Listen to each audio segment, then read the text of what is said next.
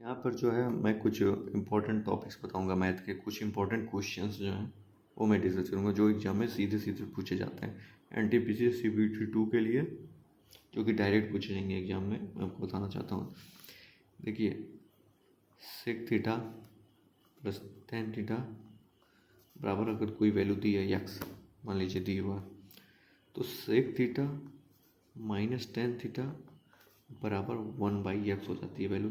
इस बात को बिल्कुल ध्यान रहे। इसी तरह cosec theta plus cot theta बराबर x दिया हुआ है, तो cosec theta minus cot theta बराबर 1/x होता है। इस बात को बहुत अच्छे से ध्यान रखें, ऐसे क्वेश्चन डायरेक्ट एग्जाम में पूछे रहते हैं, तो इसको बिल्कुल ध्यान में रखे जाए जिससे आपका क्वेश्चन बहुत जल्दी लग जाए। एक फार्मूला आप तो सभी लोग जानते ही होंगे, सबसे इजी फार्मूला होता है cos square plus sine square theta बराबर 1 होता है।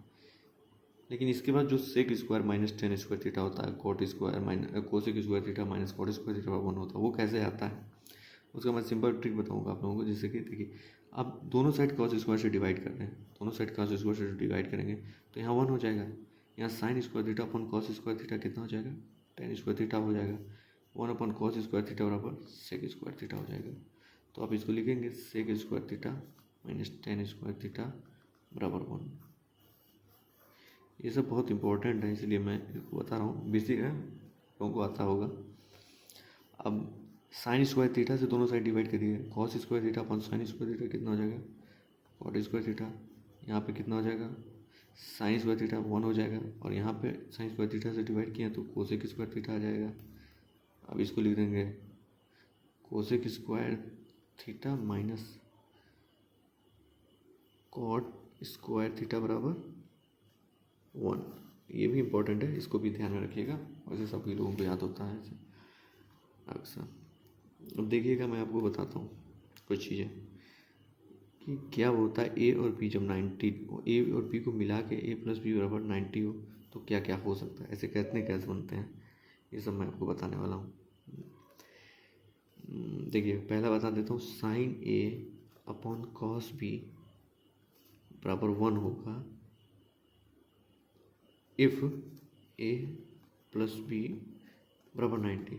आप खुद सोचिएगा, इसमें कुछ बहुत ज़्यादा दिमाग नहीं लगाना। अगर आप सोचेंगे थोड़ा सा भी याद करने की ज़रूरत नहीं है, याद करने की ज़रूरत नहीं है, आप खुद भी सोच सकते हैं। जैसे कि आप सोचिए साइन 60 जो होती है, क्या वही वैल्यू कॉस 30 की भी होती है? जो साइन 90 की वैल्यू होती है वो कॉस 0 की वैल्यू होती है। साइन 90 की वैल्यू 1 होती है तो कॉस 0 की वैल्यू 1 होती है। तो साइन 60 की वैल्यू कितनी होती है, √3/2। कॉस 30 की वैल्यू कितनी है, √3/, काट देंगे तो 1 आएगा ना, 1 आएगा ना। तो वही है साइन ए वन कॉस बी बराबर 1। तो यानी अगर क्वेश्चन में ऐसे दे के बहुत सारे पूछ सकता है, साइन 4 डिग्री दे देगा, ए बराबर 4 डिग्री, कॉस 86 दे देगा, वो जाएगा आंसर बताइए, तो इसका आंसर 1 होगा। दोनों को जोड़ दीजिए 90 आ जाएगा। और क्वेश्चन में इतना ध्यान देके, अगर दोनों एंगल जोड़ने पर 90 आ रहा तो जाहिर सी बात है कुछ ना कुछ होगा। अक्सर 1 होता है a प्लस बी जोड़ने पे। इसी तरह ये पहला कॉन्सेप्ट हो गया। दूसरा कॉन्सेप्ट आप ले लीजिए, इसी को उल्टा कर, साइन ए इंटू सेक बी बराबर 1 होगा। इसी को तीसरे तरह से लिख सकते हैं कि याद करने के लिए, कोसेक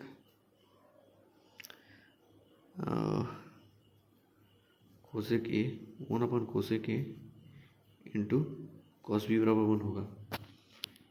ये सबको याद रखिएगा, बहुत ही इजी क्वेश्चन है, इस सब पे पूरे क्वेश्चन बनते हैं। इसी तरह चौथा कॉन्सेप्ट अगर मैं बताऊँ तो tan ए इंटू बी tan बी बराबर 1 होगा। tan ए इंटू tan बी बराबर 1 होगा जब इफ़ ए प्लस बी बराबर 90। इनका भी आप देख सकते हैं, tan 30 की वैल्यू और tan 60 को एक साथ लिखेंगे तो क्या होगा, √1/√3 करके 1 आ जाएगा। तो इनको जोड़ने पे 60 + 30 90 आ रहा है।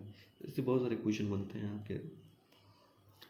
और मैं आपको बता सकता हूँ ए प्लस बी जो है, इसमें ये होता है, अगर ए प्लस बी मेरा 90 है तो साइन स्क्वायर ए प्लस साइन स्क्वायर बी बराबर V1 होता है। चाहे तो रख कर दे सकते हैं साइन 30 साइन 60 की वैल्यू। साइन 30 की वैल्यू कितनी होती है 1/2 होती है तो 1/4, और साइन 30 की वैल्यू कितनी होती है 3/4, तो इनको काटेंगे तो 1 आ जाएगा। इफ़ ए प्लस बी बराबर 90। इसी तरह कॉस स्क्वायर ए प्लस कॉस स्क्वायर बी बराबर भी 1 होता है।